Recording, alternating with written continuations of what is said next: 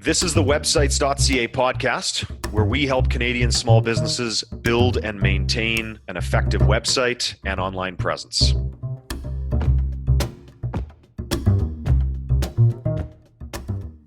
Hey everybody, Sean Corbett here, websites.ca marketing. We're very lucky this week because I am joined by a copywriting expert, Lori Urkowski. And before I give you over to Lori to talk to, I just wanted to tee this up a little bit. Lori is extremely familiar with the problems, pains, and issues of setting up a website, maintaining a website, because we actually used to work with Lori at websites.ca, and that was one of the main things she did. And I'm sure, Lori, if you'll recall, people would be very, very excited to sign up with us to get a new website. We'd all have the most hopeful, energetic sort of plans in mind. And then as soon as it came time to collect the information, particularly the text to put on the website, it seemed like it was the most unholy nightmare for every single person. Yeah, 100%. And you got to feel for those people because through no fault of their own, they're just a little overwhelmed. So sometimes you need a helping hand. Exactly. And so that's why I wanted to talk to you today. I was hoping you could tell us a little bit about your background and experience in copywriting, and then, some tips and tricks to help people with either writing for their website or hiring somebody to write for their website. Yeah, it's so great to be here. And I kind of feel like I'm coming home in a way because Sean used to be my very first copywriting mentor. So everything that I've learned since then, back in 2007, 2008, I can credit to you for planting that little seed. So it's been such an interesting journey. I've written everything from corporate speeches to CEOs to promos for Harvard School of Medicine to any number of SaaS companies, small businesses, you name it. I've written it and rewritten it. So I'm just so happy to be here and share a little bit of what I might have picked up along the way with your audience. Beautiful. Well, I had a couple of questions submitted to me. Maybe we can start there and then see where the conversation takes us. Sure. So the first thing that we had asked, Ryan actually passed these to me. He said, biggest question that he gets from people when they're trying to think about their website, social posts, online campaigns is, well, I'm not a writer. That's what they say. They don't know where to start. And the question is, how do I effectively tell my story? Well, the good news is that a lot of the best copywriters aren't good writers. And that sometimes being a good writer can actually get in the way of writing copy that sells. And this is because writing is kind of ego driven in a lot of ways. You want to say what's exactly in your head the way that you want to say it. That will shoot you dead in the water if you're a copywriter, because what you need to be saying is exactly what the market is. The best advice that I can give to anybody getting started is super simple. Literally look something up that's in your product category on Amazon. Start looking at all those reviews and take note of common phrases, terminology that people are saying in those reviews. Also note things that people love about this product and things that people dislike about this product. If you start weaving those simple phrases, literally copy and pasted from those reviews, your market's going to feel like you truly understand their pain points, their desires, their hidden secrets. And they're going to start believing that you can solve their problems or fulfill those desires. So that's the main thing anybody can start doing within 10 minutes to immediately get some copy on their webpage. Yeah, and the old marketing adage goes, you want to join the conversation that they're having in their own heads. Exactly. And one thing that I do a lot is I'm trolling on Reddit all the time. You'll get some real juicy stuff from looking in different subreddits because people are anonymous there. So they're not afraid to say what's really on their mind. So that's a good tip. I use it every single day. That's beautiful. Yeah. And then the other thing too, I think if we can relate to more of your mom and pop style small business, a lot of them already have a big client list, right? They're talking to their clients every day. They're fulfilling orders every day. So they're getting that constant feedback and they don't believe that it's worth anything. Or maybe to them, it's very boring, right? But to copywriters, that's absolute gold. You've got to pass that stuff on, right, Lori? And maybe I think some people are hesitant to just tell you what they do and what people say to them every day, even though they have all the material at their fingertips, because it doesn't seem interesting to them. Yeah, exactly. The most throwaway sentence might be like $1 million headline. You never know. And you can really start uncovering some gold about things that your competitors aren't even thinking about because they're not doing this. So if you can reach those customers and talk to them and ask them questions that get into those juicy emotions, you're going to start getting an edge in your copy that other companies aren't able to reach. And that's what's going to set you apart and make you the only option for the problem that they want to solve. So have you found some interesting ways of ferreting that information out? Like, for instance, when you start writing copy for somebody's website, do you give them some specific homework to do to come back to you? That's maybe not just sending you testimonials or reviews, but something more in depth than that? So what I'll do is like actually get on a call with them and ask them some really probing questions. And sometimes it's a bit uncomfortable, but this is where you get to that real meaty stuff that's going to really work for your business. And I ask them questions like, the classic copywriting question of like, what's keeping you up at night? What are you worried about? What is your ideal customer thinking about day to day? What's motivating them to purchase your product or to not purchase your product? What are they angry about? I find that uncovering anger can really get to some stuff where they're having frustration, problems. And if you can mirror your product as a solution to any of those pain points, that's amazing. So those really deeply emotional questions are what I find get the best results from those interviews. And then also as a copywriter, talking to the actual market and even, going so far as to look at things laterally. I was helping someone create a watch, like he sells watch accessories for people who have like fancy watches. Mm-hmm. And I started to realize there was an overlap between people who like nice watches and people who like nice wine. So some of my friends are wine people, as you know. So talking to them a bit about their interest in wine and that type of thing, you kind of get a well-rounded,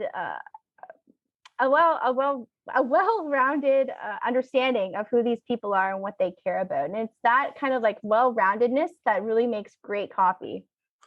Right. So you could maybe draw an analogy or a reference to the fine wine world when explaining one of the benefits or pain points of the watch then?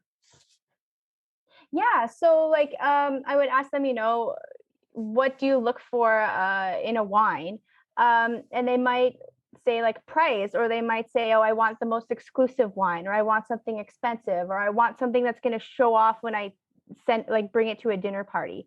You can get some ideas about, oh, these people care about status, or, oh, these people care about like spending the most money possible.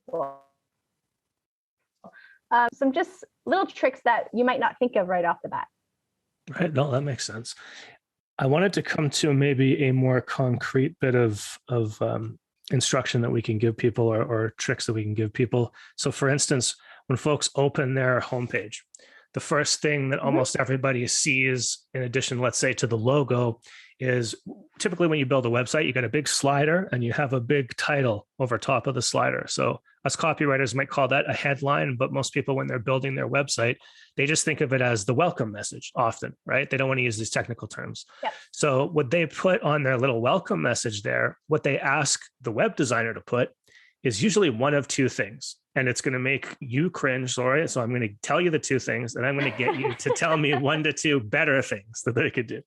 So thing number one, they always get us to put right front center, homepage, welcome message is their business name.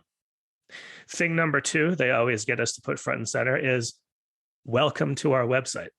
Okay, tell us why those two things are wrong and what should we put instead on that welcome message. So putting the name of your business is not a good use of that space because it's already should be in your logo in the upper left-hand corner and ideally in your URL. People know that you're that business if they've gotten there through whatever channel. If you've got the rest of your marketing figured out anyway. If not, you got some work to do, buddy. And if they're putting welcome to my website, well, you know what? It's not 1995 anymore. We know about websites. Everybody's on websites every day. So you don't need to welcome anybody anywhere because they're already there. Better things to put there, anything. Anything other than that. I think we were talking before the call, right, about not talking about what excites you, the business owner, but talking about what excites or bothers the reader. 100%. You want the person that lands on your webpage to feel like, aha, I finally found it. And you do that by telling them what they found.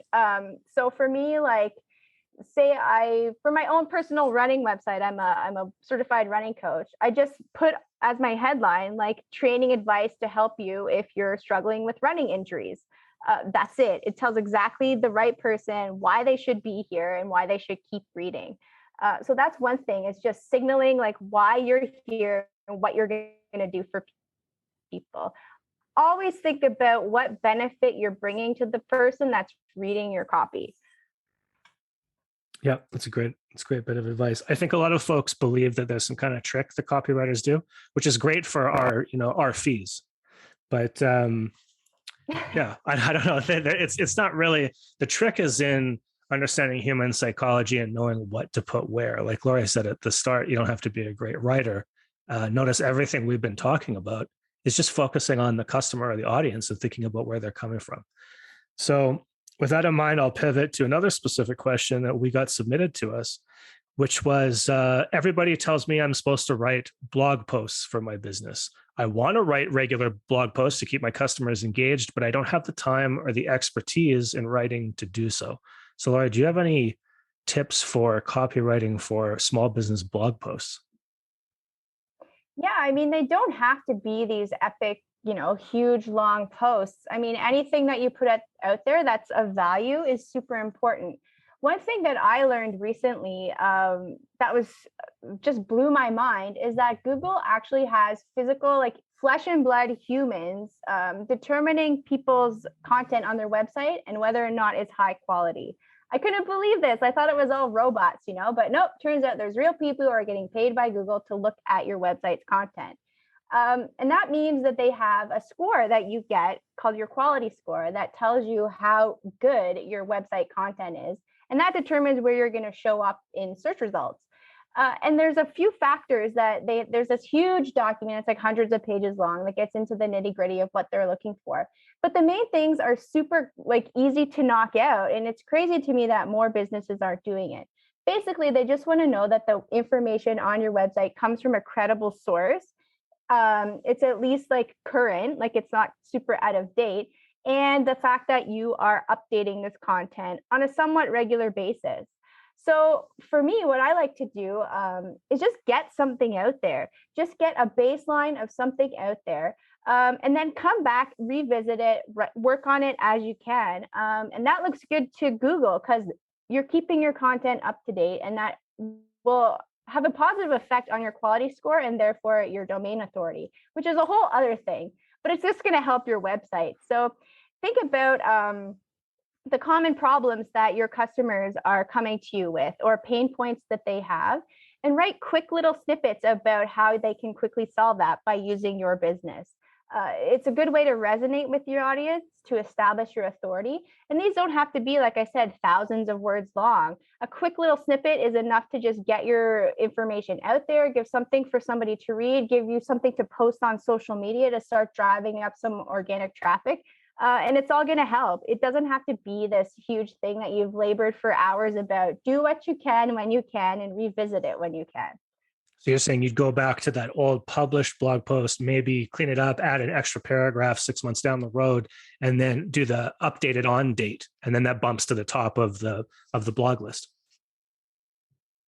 Exactly. It's a good way to make your website seem current as well, because I think we've all been on websites where we see that the last blog post was from 2006. You're kind of oh, okay, not much is happening here. So you want to keep that as current as you can, but don't put a ton of pressure on yourself to be constantly doing it. Just I think for me, a cadence of even a monthly post is something. It at least keeps you current. So for sure, well, that makes sense. And so let's say, okay, we've given people some tips to get started here. Let's just say they go, nope, I'm an expert in running my business. I just want to hire a copywriter. Can you give folks a little bit of an idea what that process looks like? And then maybe the one or two biggest misconceptions that clients you've worked with have had about what the copy process would be. Yeah. So if you want your copywriter to like you, the biggest thing that I can tell you is to trust your copywriter. And you can do that by just vetting them. If you talk to a copywriter and you're trying to decide whether or not to hire them, you want to make sure that they know what they're doing, because that's your hard-earned money going into their pocket. You want to get results from that.